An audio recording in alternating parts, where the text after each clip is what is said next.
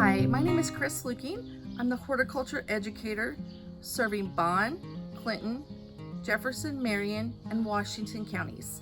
Today we're going to talk a little bit about drying lavender and being able to preserve it throughout the season to have later into the fall and into the winter months. Okay, so when you're harvesting English lavender or any of your lavender, you see you have new growth that's coming off of the old growth from last year's growth. So we want to cut not all the way into the stem. You want to go ahead and harvest the new fresh growth at the bottom right here. So you want to leave your established stems. You don't want to get too deep into the wood because you won't have new growth. This is a great one right here. It kind of shows you have the old stem from last year that had been pruned back, and you have this new growth occurring. This is what you can harvest, and typically you can have 3 harvests in a season if you go ahead and take that back. So this is what's going to allow you to cut and harvest, have some new stems, and have a little bundle to be able to enjoy, along with bumblebees and other pollinators that are going to also enjoy this throughout the season.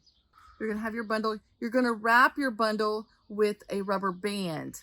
You want to go ahead and wrap it. If you use a piece of wire, what happens is that as the moisture leaves and it starts to dry down, you're going to have, if it's in a rubber band, it's going to allow that to shrink down with it. If you have it in a wire, what happens is that typically your bundles will fall apart and they'll go ahead and fall to the ground.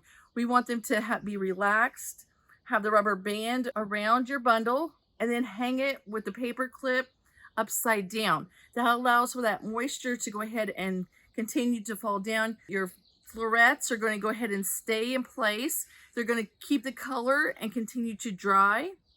You're going to want it to be in an open circulated area. You don't want to have it in direct sunlight because that will fade your color of your dried flowers.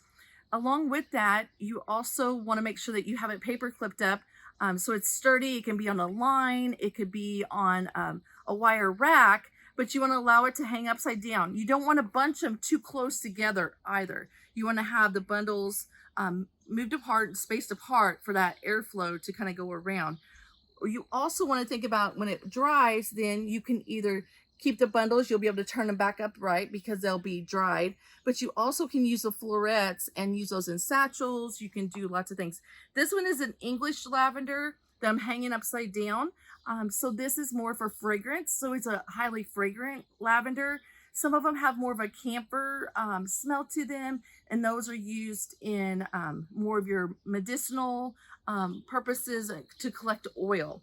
Mine is more for the fragrance and the flowers and the bright, as you can see, bright color to them. And so these are great to go ahead and use to dry and hang up for decoration.